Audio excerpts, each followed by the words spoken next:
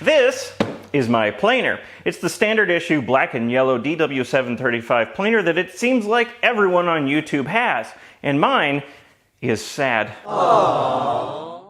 So to make my poor depressed planer happy again, I'm going to give it a couple upgrades. The first upgrade I'm going to give it is a home. I'm going to give it a proper place to live in my shop, because right now, as you can see, it's homeless. It's just sitting right here on my workbench, which is the power tool equivalent of sleeping on the couch. The second upgrade I'm going to give it is I'm going to replace the straight knife cutter head in here with a helical cutter head, which will have many benefits, but one of the benefits is that I won't have to constantly replace the knives, because despite being depressed, this planer has a healthy appetite for knives. This is where I want my planer to live, right here in the middle of my miter saw station, underneath my miter saw. And no, it does not get a say in this decision, because it's a planer. It can't speak. But if I were to just slap my planer onto a little rolling cart and slide it underneath here, if I wanted to actually use it, it would be way too low to the ground to comfortably use. What I need is some sort of table that raises up, so I can raise up the planer to a comfortable working height when I'm using it, and then lower it down to fit underneath the miter saw when I'm not. I thought about designing some sort of lifty cart like this for a while, either have some sort of scissor lift or screw jack mechanism in a rolling cart, but that's a lot of work. So I thought, why don't I just look on Amazon? So I did. And what I found is this. It's a scissor lift table. I think it's supposed to be for ATVs or motorcycles or something. It doesn't matter. That's not how I'm going to use it. This thing raises up to a whole 36 inches high, which is more than comfortable. It raises up via a foot pedal, which is nice, so I don't have to bend down to raise it up.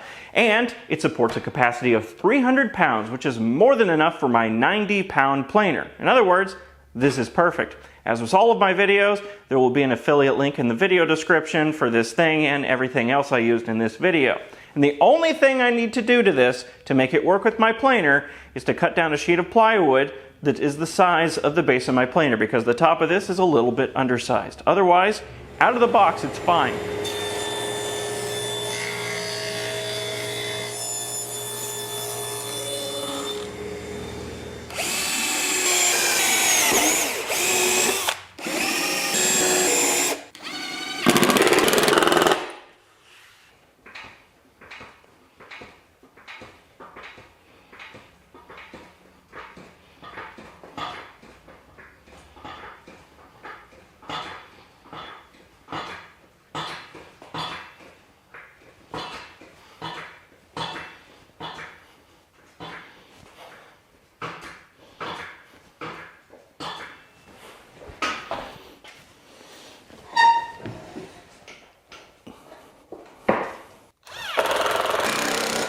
Now with it on this scissor lift table, my planer is at a comfortable, workable height, and when I'm done with it, I just tuck it away in its new home. Simple as that. Now let's upgrade the cutter head to a helical cutter head. Ooh! Oh yes. This is a Lux Cut 3 helical cutter head upgrade for the DeWalt DW735 planer, and it is exquisite. This thing is lovely. The machining is impeccable. And it's very sharp. I've already cut myself twice on it. Full disclosure, the fine folks at mywoodcutters.com did send me this cutter head at no cost, but I reached out to them. I was already going to buy one of these things, this Lux Cut 3 cutter head for my DeWalt planer, and before I pulled the trigger on purchasing it, I thought, well, I just reach out to them and see if they want to work with me. And they did. If you're not familiar with all the benefits of a helical cutter head such as this one, let me fill you in, because there are many. And for comparison's sake, here's the straight knife cutter head out of my now headless planer. My poor decapitated planer.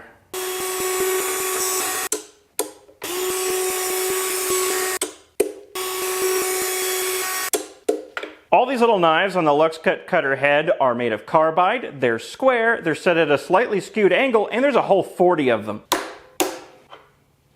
Because they're made of carbide, these knives will stay sharp approximately 527 times longer than the straight knives on this cutter head, which are made of steel. I made that number up, but they'll stay sharp a lot longer.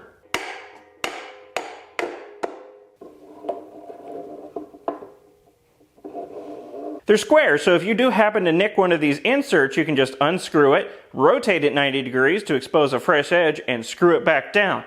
The knives on this straight knife cutter head are double-sided, so you can flip them around, but you can only do that once, and you're replacing an entire knife for a nick on one little part of it.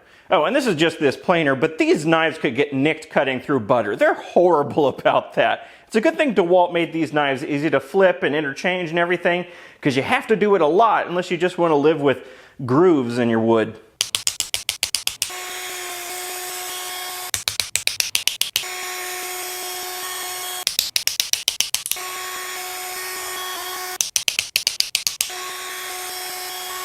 These inserts are set at a slightly skewed angle to make a better quality shear cut, as opposed to this straight knife cutter head and all straight knife cutter heads, which attack the wood with the entire edge of the knife all at once, in this case 3 times per revolution. This helical cutter head makes a nice shear cut along the length of the cutter head as it revolves. This has the benefit of a higher quality of cut, it has the benefit of smaller chips for your dust collection, and supposedly it's a little bit quieter than this cutter head. I've tested all of these things later on in the video. One downside, and something I'll have to find out later on, is that supposedly this requires more power from your planer because these knives are essentially always in contact with the wood, whereas this one gets 3 breaks per revolution in cutting action.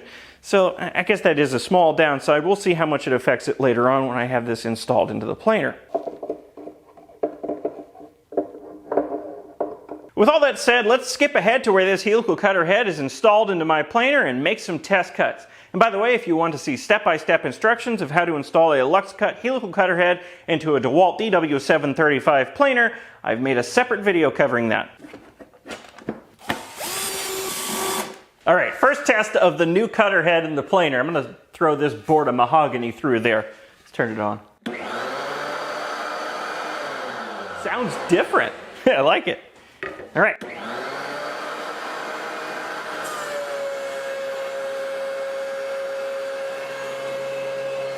Wow, that is impeccable.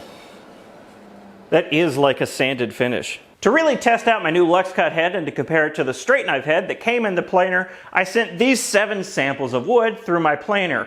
One side with the straight knife head and the other side flipped over with the LuxCut head. I sent all of them through at the full depth of cut that my planer would allow, which on my planer is 1/8 of an inch. And before I tested out the straight knife cutter head, I put a fresh set of knives in it so they would have out-of-the-box sharpness like the LuxCut head would. The 7 samples I chose are this strip of mahogany, this turning blank of walnut, this strip of bird's eye maple, this big chunk of poplar, this, to really up the ante, this turning blank of random species of wood glued up in random grain directions that I found in my grandpa's old workshop. There's side grain, in grain, edge grain, all kinds of grain directions going on here. Then I sent through this strip of oriented strand board or chipboard or OSB or whatever you want to call it. And then, as a final abuse to my planer, I sent through this strip of plywood that is as wide as the cutter head, 13 inches. This was the most interesting. All of these tests yielded some pretty interesting results. This strip of mahogany I sent through with the dust collector off and my decibel-o-meter set up nearby to test the sound levels of each cutter head. The straight knife cutter head registered a maximum decibel level of 101.5 decibels, which is supremely loud. It was so loud my decibel-o-meter started flashing at me. And then when I ran this through with the LuxCut head, it registered a maximum of 95.6 decibels, which on paper is substantially quieter. But in reality, it's not going to make much of a difference. 95 decibels is still hugely loud, and you should wear hearing protection, so while it is quieter, it doesn't really make any difference. You still got to protect your ears. The results from this walnut turning blank are very uninteresting. I honestly can't tell the difference between the straight knife cut side and the LuxCut cut side. As for the bird's eye maple, well, just take a look for yourself. Here's the side cut with the LuxCut head, and here's the side cut with the straight knife head. The difference isn't enormous, but it is noticeable. This chunk of poplar was interesting because I sent it through the planer after everything else. And the straight knife side is full of grooves because of it. Remember, before I started these tests, I installed a fresh set of knives with a sharp edge, and they're already all nicked up just from these 6 samples. And there's grooves all along this side. On the LuxCut side, it's just a planed board. It's nothing interesting, and that's good. It didn't nick up from all of these different samples going through it. This turning blank with the random grain directions turned out to be much less interesting than I thought it was going to be. Both cutter heads handled it just fine, even through the end grain, which kind of surprised me. The only real difference I can tell is that the straight knife side has some grooving in it from the already nicked knives, but that's about it. Sending an OSB through the planer was disappointingly uneventful. I mean, I ended up with a really cool looking piece that I might use in a future project. Who knew OSB sent through a planer could look so cool? Otherwise, both heads handled it just fine, and I can't really tell a difference in cut quality, save for some minor grooving in the straight knife cut side. This strip of plywood here was the best test on the cutter heads because it brought out the worst in both of them.